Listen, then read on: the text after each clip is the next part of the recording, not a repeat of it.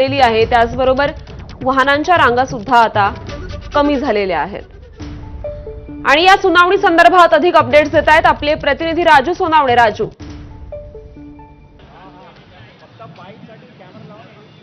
अगदी पाहतोय आपण सुनावणीला सुरुवात झालेली आहे। गुणरत्न सदावर्ते सुद्धा या ठिकाणी युक्तिवाद करताना पाहायला मिळतात आणि मराठा आंदोलकांच्या बाजूने जे आहे ते ज्येष्ठ विधिज्ञ सतीश माने शिंदे हे सुद्धा आपली बाजू मांडताना पाहायला मिळतात। माने शिंदे यांनी जे आहे ते आंदोलकांना झालेला त्रास असेल किंवा राज्य सरकारने कुठल्याही प्रकारची जी आहे ती सोय केलेली नव्हती, गैरसोय जे होती याच्यावरती पुन्हा एकदा जे आहे ते आक्षेप घेतलेला आहे।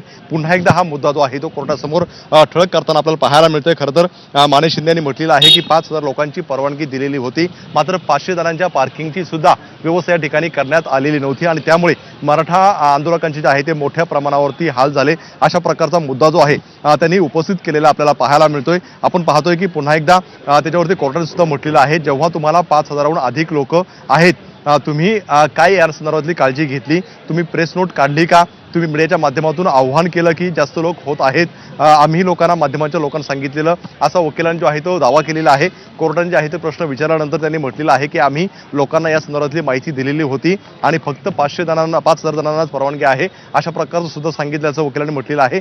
न्यायाधीशांना पायी चालत यायची पाळी आली म्हणून आम्ही राज्य सरकार देखील संतुष्ट नाही, असं जे आहे ते म्हणताना पाहायला मिळतं। राज्य सरकारने सुद्धा आपली बाजू मांडलेली आहे की राज्य सरकारला लोकांना त्रास होतोय, मात्र न्यायाधीशांना सुद्धा पायी चालत जे आहे ते यावं लागलं आणि त्यामुळे कुठेतरी त्यांनी सुद्धा असंतुष्ट असल्याचं राज्य सरकारने म्हटलेलं आहे। आतापर्यंतचा हा युक्तिवाद जो आहे तो होताना पाहायला मिळतोय। आतापर्यंत गुणरत्न सदावर्ते यांनी युक्तिवाद केलेला आहे। मराठा आंदोलकांकडनं ज्येष्ठ वकील माने शिंदे यांनी सुद्धा युक्तिवाद करताना पाहायला मिळाला आहे आणि पहिल्याच युक्तिवादावरती जे आहे ते उच्च न्यायालयाने सुद्धा काही प्रश्न जे आहे ते उपस्थित केलेले आपल्याला पाहायला मिळतात। का जर 5,000पेक्षा जास्त लोक येत आहेत तर तुम्ही तशी माहिती लोकांना दिली होती का, अशा प्रकारचा सुद्धा प्रश्न उच्च न्यायालयाने केलेला आपल्याला पाहायला मिळतोय। खरं तर आपण पाहतोय की या सगळ्या सुनावणीकडे सगळ्यांचं लक्ष लागलेलं आहे।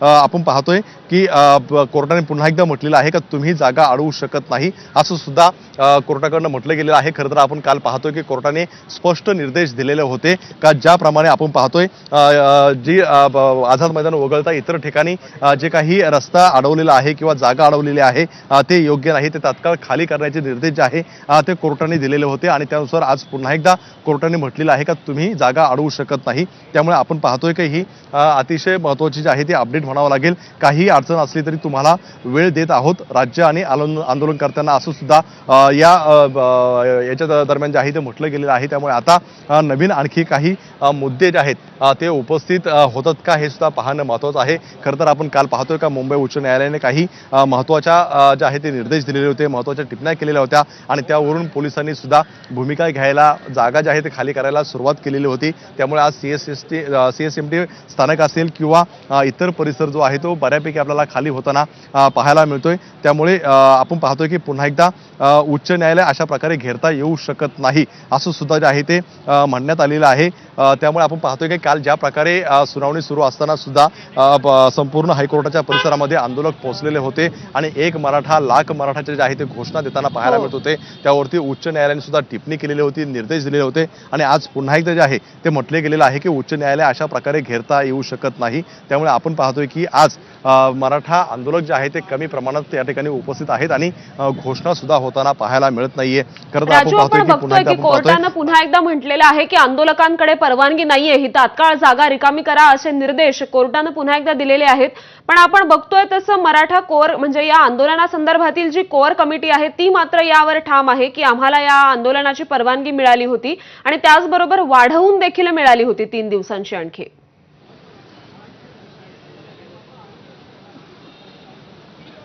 अगदी आपण पाहतोय की ज्या प्रकारे काल सुद्धा पोलिसांनी म्हटलेलं आहे की 29 तारखेचीच परवानगी दिली गेलेली होती, त्यानंतरची परवानगी जी आहे ती दिली गेलेली नव्हती आणि आज पुन्हा एकदा मुंबई पोलिसांनी नोटीस बजावलेली आहे की आंदोलन जे आहे ती परवानगी नाही, त्यामुळे आझाद मैदान खाली करा, अशा प्रकारची ही नोटीस दिलेली होती। त्यामुळे आता याच्यावरती कोर्टाचं सुद्धा निर्देश जे आहे ते अतिशय महत्त्वाचे राहणार आहेत। आपण पाहतोय की राज्य सरकारने उच्च न्यायालयाच्या आदेशाचं पालन होण्यासाठी कोणती पावलं उचलली, असा प्रश्न जो आहे तो उच्च न्यायालयाने विचारलेला आपल्याला पाहायला मिळतोय। खरं तर काल पाहतोय आपण काय सगळ्या निर्देशांचं पालन व्हावा असं सुद्धा कोर्टाने म्हटलेलं आहे आणि काय नेमकं पालन केलंय याची माहिती जी आहे ती उद्या सुनावणी दरम्यान द्यावा, असं सुद्धा निर्देश उच्च न्यायालयाने दिलेले होते आणि त्यानुसार आज पुन्हा एकदा हा प्रश्न जो आहे तो विचारलेला आपल्याला पाहायला मिळतोय। खरं तर आपण पाहतोय की काल मी विमानतळावरून परतत होतो, एकही पोलिसांची गाडी रस्त्यावर नव्हती। तुमच्या पोलीस व्हॅन कुठे होत्या, आम्हाला माहिती द्या, अशा प्रकारची सुद्धा जे आहे ते सुनावणी दरम्यान जे आहे तो प्रश्न उपस्थित केलेला आहे। एक प्रकारे पुन्हा एकदा राज्य सरकारला जे आहे ते खडसवलेलं आपल्याला पाहायला मिळतंय। त्यामुळे आपण पाहतोय की अनेक मुद्द्यांवरती जे आहे ती या संदर्भातली महत्त्वाची अपडेट आपण बघतोय की दुपारी 3 वाजेपर्यंत जागा रिकामी करण्याचे, तात्काळ रिकामी करण्याचे निर्देश कोर्टाकडून दिले जात आहेत। परंतु या संदर्भात खरंच काही पावलं उचलली जाऊ शकतात का आंदोलनकर्त्यांकडून? या आदेशाचं पालन खरंच होऊ शकतं का? कारण 3 वाजेपर्यंत म्हणजे अवघे 2 तास आता शिल्लक राहिलेले आहेत।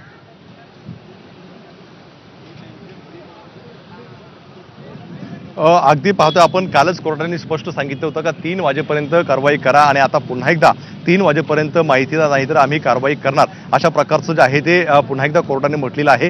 कायद्यात जे काही आहे त्यानुसार आम्ही कारवाई करणार, कोर्टाच्या अवमानाची कारवाई करणार, आम्ही शांत आहोत, आम्ही कायद्याचं पालन करतोय, असं सुद्धा जे आहे ते सांगण्यात आलेलं आहे। त्यामुळे 3 वाजेपर्यंत कोर्टासमोर जे आहे ते राज्य सरकारला सांगावं लागणार आहे। काल ज्या ज्या मुद्द्यांवरती निर्देश दिलेले आहे, ज्या ज्या कोर्टाने निर्देश दिलेला आहे त्याचं पालन केलं आहे का, पालन केलं नसेल तर पोलिसांनी नेमकी काय कारवाई केलेली आहे, या सगळ्याची माहिती जी आहे ती 3 वाजेपर्यंत कोर्टाच्या समोर द्यायची आहे। त्यामुळे साहजिकच आहे की राज्य सरकारला आता ही संपूर्णपणे माहिती जी आहे ती द्यावी लागणार आहे।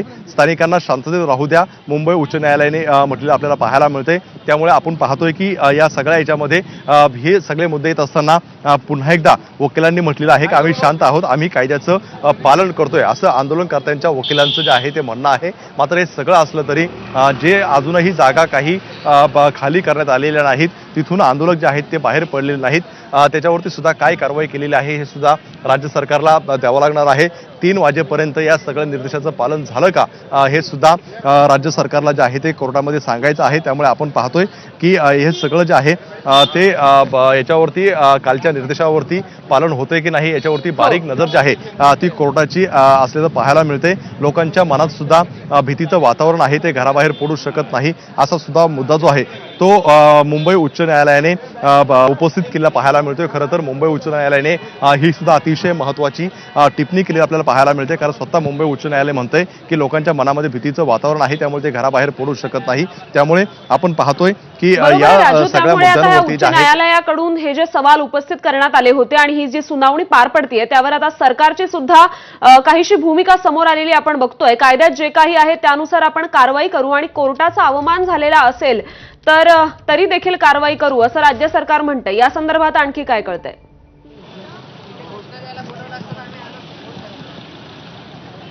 अगदी आपण पाहतोय का 3 वाजेपर्यंत आम्हाला सगळं सुरळीत हवंय, असं मुंबई उच्च न्यायालय जे आहे ते पुन्हा एकदा म्हटलेलं आपल्याला पाहायला मिळतंय। त्यामुळे आता राज्य सरकार असेल किंवा पोलिसांवरती मोठी जबाबदारी आलेली आहे, कारण जे काही निर्देश दिलेले आहे त्याचं संपूर्णपणे पालन जे आहे ते राज्य सरकारला, पोलिसांना करायचं आहे। आणि आता जी डेडलाईन उच्च न्यायालयाने दिलेली आहे की 3 वाजेपर्यंत आम्हाला सगळं मुंबईतलं सुरळीत हवंय, अन्यथा आम्ही स्वतः रस्त्यावर जाऊन परिस्थितीचा आढावा घेऊ, असं सुद्धा म्हटलेलं आहे। त्यामुळे आता पोलिसांना ऍक्शन मोडवरती जे आहे ते अधिक यावं लागणार आहे। राज्य सरकारच्या पुढे सुद्धा आता 3 वाजल्याची डेडलाईन जी आहे ती आपल्याला पाहायला मिळते। मात्र हे सगळं होत असताना आंदोलकांची भूमिका सुद्धा आपण बघितली पाहिजे, का आंदोलकांनी सुद्धा म्हटलेलं आहे की आझाद मैदानामध्ये आम्ही जोपर्यंत आम्हाला न्याय मिळत नाही तोपर्यंत आझाद मैदान आम्ही सोडणार नाही। त्यामुळे आंदोलकांची भूमिका, पोलिसांची भूमिका आणि त्यावरती आता मुंबई उच्च न्यायालय काय नेमकं निर्देश देणार आहे, काय आदेश देणार आहे, हे सुद्धा पाहणं अतिशय महत्त्वाचं राहणार आहे।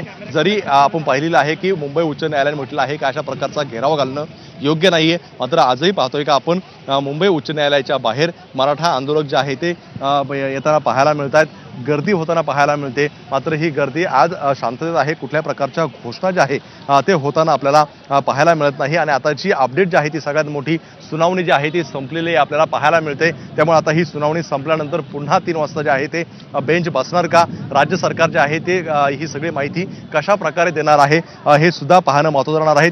3 वाजता बरोबर आहे राजू। त्यामुळे कोर्टाने एक अतिशय महत्त्वाचा निर्देश दिलेला आहे, आज दुपारी 3 वाजेपर्यंत आम्हाला सर्व सुरळीत झालेली परिस्थिती हवी आहे असं कोर्टाने म्हटलेलं आहे। 3 वाजेपर्यंत सगळं काही सुरळीत हवंय असं कोर्टाने राज्य सरकारला आणि पोलिसांना देखील सांगितलेलं आहे। नाहीतर आम्ही स्वतः रस्त्यावर जाऊन आढावा घेऊ, असं सुद्धा कोर्टाने म्हटलेलं आहे। त्यामुळे कोर्टाची ही भूमिका अत्यंत महत्त्वाची आहे। 3 वाजण्यासाठी अवघे 2 तास शिल्लक आहेत आणि त्याचमुळे आता राज्य सरकार, पोलीस आणि त्याचबरोबर आंदोलकांकडून सुद्धा काय भूमिका घेतली जाते हे पाहणं महत्त्वाचं ठरणार आहे। 3 वाजेपर्यंत सगळं काही सुरळीत होईल अशी अपेक्षा सुद्धा आहे आणि असे निर्देश कोर्टाने दिलेले आहेत। आणि पुन्हा एकदा या संदर्भात अपडेट्स देतील आपले प्रतिनिधी राजू सोनावणे। राजू,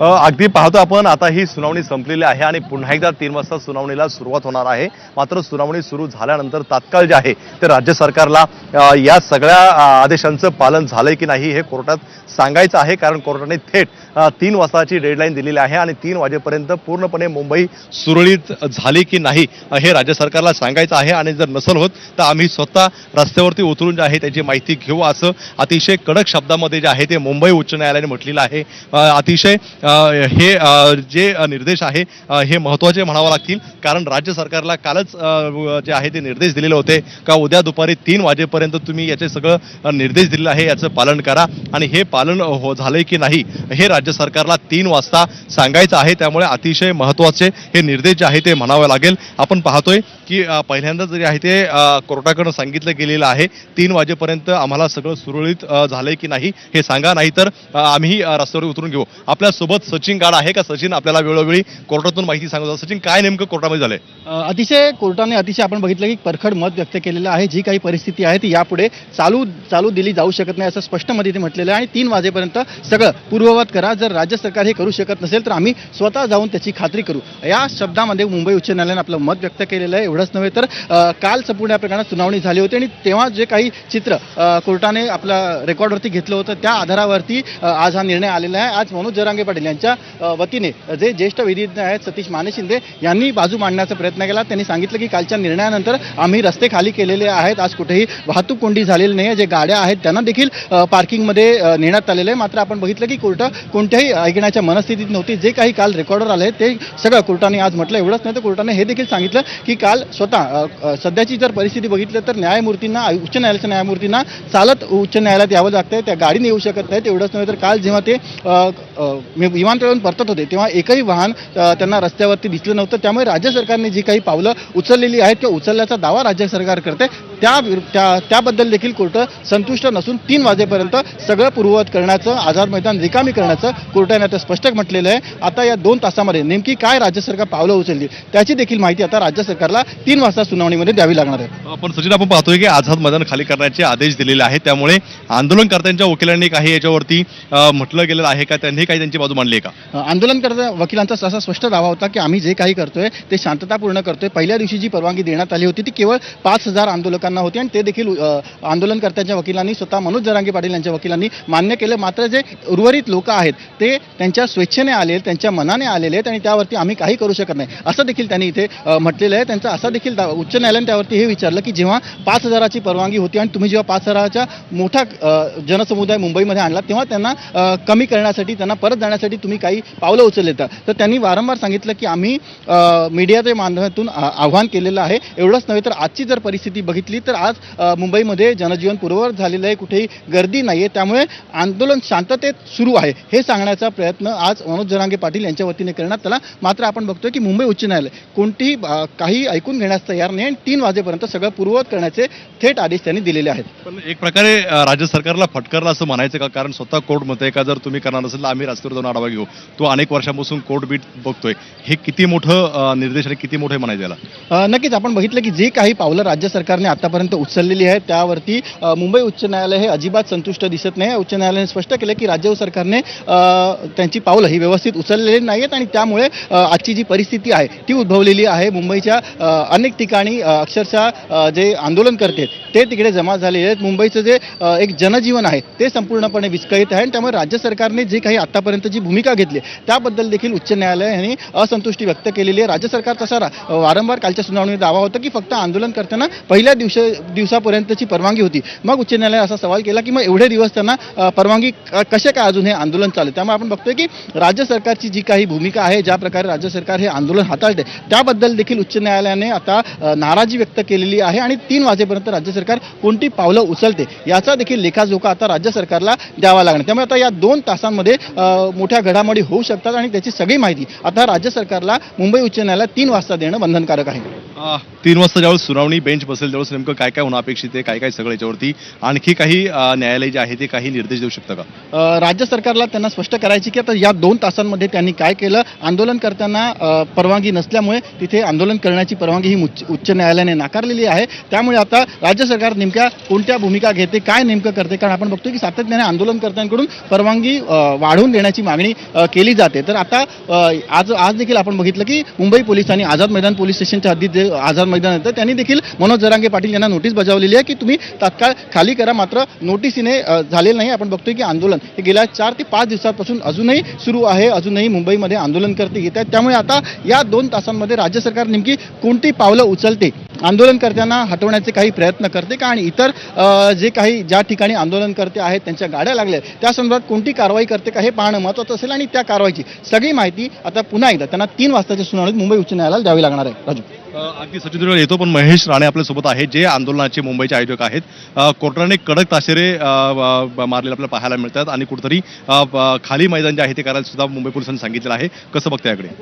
कोर्टाने 3 वाजायची वेळ दिलेली आहे आम्हाला आणि कोर्टाने सांगितलेले आदेश दिले आहेत की जे व्हेकल्स आहेत, जे आलेल्या होत्या गाड्या, त्या खाली करायला सांगितल्या 3 वाजेपर्यंत. आणि जर असं काही झालं नाही आणि आम्हाला सांगितलेलं आहे की 3 वाजेपर्यंत मैदान पूर्ण खाली करा, तर ते शक्य नाही आहे आमच्याकडून. तरी आमचे वकील आहेत ते आमची बाजू मांडत आहेत. 3 वाजता ते परत एकदा ॲप्लिकेशन करतील. आणि कोर्टाने एक महत्त्वाची गोष्ट सांगितलेली आहे, जर 3 वाजेपर्यंत तुम्ही खाली नाही केलात मैदान तर कोर्ट स्वतः मैदानात उतरेल, रस्त्यावर उतरेल, अशी माहिती कोर्टाने दिलेली आहे आतापर्यंत. आपली भूमिका काय मग? कोर्टाच्या आदेशाचं पालन करणार नाही का आपण? आपलं आता मनोजदादांकडे आमचे वकील सांगतील, माहिती देतील, मनोजदादा जी घोषणा करतील यानंतर त्याच्यावरती आम्ही त्या घोषणेचं पालन करू.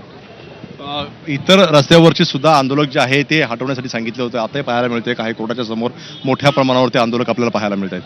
नाही, आता आंदोलन नाही, जसं आंदोलक जे होते ते आता सगळीकडे गेलेले आहेत, त्यांच्या रस्त्याने गेलेले आहेत. जसे मनोजदादांनी काल आवाहन केलं होतं तशा सगळ्या नियमांचं पालन करत आहेत सर्व, आणि त्याप्रमाणे सगळं होतं आहे. आणि गाड्या पण मुंबईच्या बाहेर, आणि कोर्टाने सांगितलं एअरपोर्ट ते माझी जी हद्द आहे तुम्ही त्या ठिकाणी कुठे पार्क करू शकत नाही, ते लावू शकत नाही. आणि सर्व व्हेकल, सगळ्या गाड्यांची माहिती वकिलांकडून मागितलेली आहे आमच्या.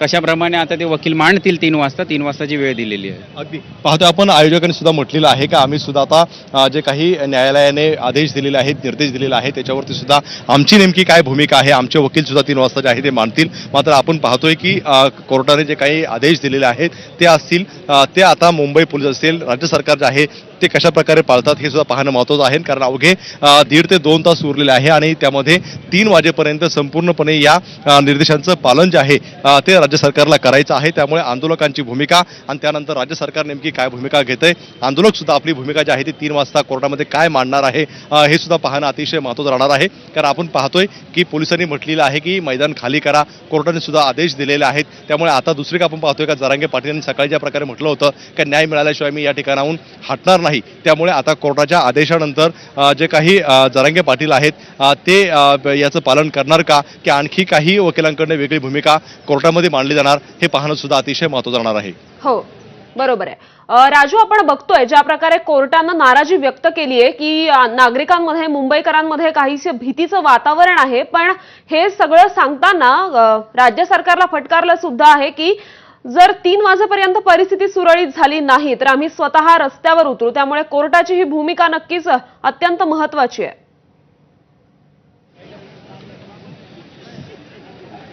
अगदी आपण पाहतोय की आझाद मैदान जे आहे ते आंदोलनकर्त्यासाठी आहे. आपण पाहतोय की शेकडोने आंदोलनं जे आहेत ते होताना पाहायला मिळतात. मात्र हे पहिलं आंदोलन आहे की कोर्टाला एवढी कडक भूमिका जी आहे ती घ्यावी लागली.